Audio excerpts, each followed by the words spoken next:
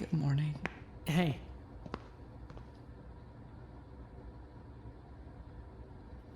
I'm sorry. Huh? For yesterday. The stuff I said about Isano. I was mad. I'm sorry. Yeah, that was... Honestly, you should be sorry. That was a really, really horrible thing to say to someone.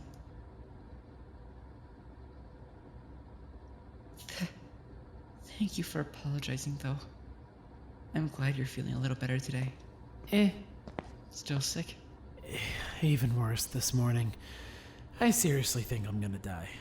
What have you been eating? Nothing. My stomach's been killing me for a few days straight now. I've just been drinking coffee. Could that be why your stomach's hurting so bad? Maybe you just need food. I have no idea what's setting me off, though. I thought if I stopped eating, then nothing could possibly be making me sick, but apparently not, I guess?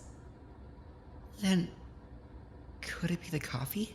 I'm not allergic to coffee, though. I've been drinking coffee the entire time we've been in here. It's been fine. What are you doing? Reading. Everyone else is off doing whatever, and I'm bored. It takes my mind off the dead body smell. What are you reading, though? Sasaki's journal. Right. I forgot you'd been reading that. I'm almost done with it. Is it interesting? It's really interesting. She's... I don't know how to describe it. Verbose, I guess. She really paints a picture. I mean, there's something just like, I don't know, captivating about looking at her life like this. What is it that you find so interesting, though? Well, I mean... Here, just look. I'll pick a good part. Is it really okay for me to read this? It's fine. I mean, she wanted people to read it. Okay. It's early May again, which means wisterias are in full bloom. It's usually around this time of year that people are focused on cherry blossom season, but I can't help but feel oddly captivated by the wisterias. I'm not sure why. It might just be the fact that they're purple, but that seems a bit shallow. Either way, I find them charming. I remember that when I was younger, my dad used to take me to the wisteria tunnel at Kawachi Fuji Wisteria Garden. It's this long tunnel of wisteria flowers, all hanging down from the ceiling and spilling out across the ground. Walking through it is like walking through a storybook. I remember being so fascinated by the way the petals would fall. It was like snow. I always thought if I caught them on the way down, well, I'm not sure actually. Something lucky might happen, I guess. I'm not sure if that ever really came true. I guess I'm kind of rambling now, though. Early May brings in some odd new feelings, if I'm being honest. The school year's only just started, so I've been spending a lot of time focused on that. But it's harder now. I still can't find that same solace in school that I used to. It feels tarnished, I guess. I don't think I'll ever be able to look at my academics the same way I used to. I feel like I'm an adult now, looking back on my elementary school days like I've got some hidden knowledge that I didn't have when I was a kid.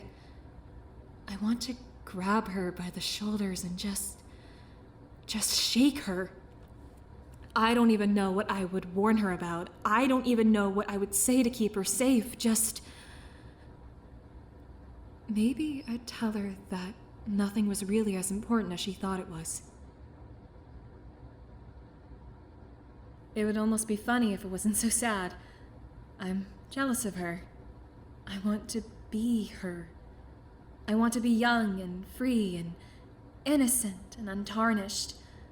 I want to be scarless. I want to be wide-eyed, spinning around in circles, chasing wisteria petals and trying to catch them before they hit the ground.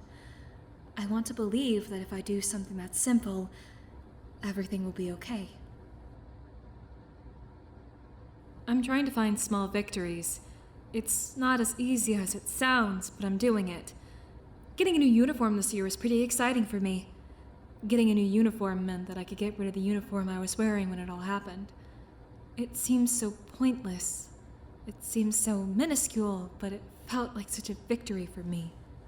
It felt like a chain around my neck had been broken. I felt cleaner. It's so frustrating to know that one mistake can make me feel so helpless. I keep trying to think of things on a grander scale than just myself. I feel like it helps sometimes. If I think about it like it only comes down to me and Mr. Mitsuyama, then it feels almost harrowing. It feels like the entire world exists in just that classroom. It feels like I'm prey. I'm trying to keep my mind from going down that path, but he's wolf-like. I keep thinking of it like it was a fairy tale or something. Something that had nothing to do with me. Like he was just that. A wolf. A big, bad wolf. A predator. A wolf with glaring eyes and giant teeth, bared and waiting. That image gets twisted around in my head. It warps the memory of it all. It makes my hands shake. I try to put into perspective when I'm stronger. I think of circumstances. I think of forces outside of that classroom. I think about how I wouldn't have had to go that far if it wasn't for all the pressure. In school, there's so much pressure. If there wasn't all that pressure, I wouldn't have had to go that far. If there wasn't this twisted, warped, predatory view of girls my age, I wouldn't have had to go that far. If someone had known that he was a wolf, I wouldn't have... Sometimes I tell myself that I'm stronger for it. That I've grown better for it. That I'm the person I am now because I went through what I went through. That I'm strong now. But...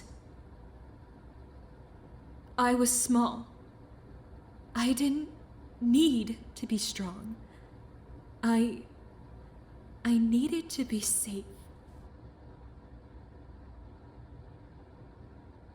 She's an eloquent speaker.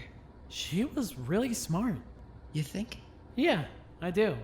I mean, the way her mind works I think she was really smart, yeah. Do you mind if I read one of the ones you finished? Go ahead. Just please take care of them. I promised Sasaki that I'd get them published when we get out of this dump. Right.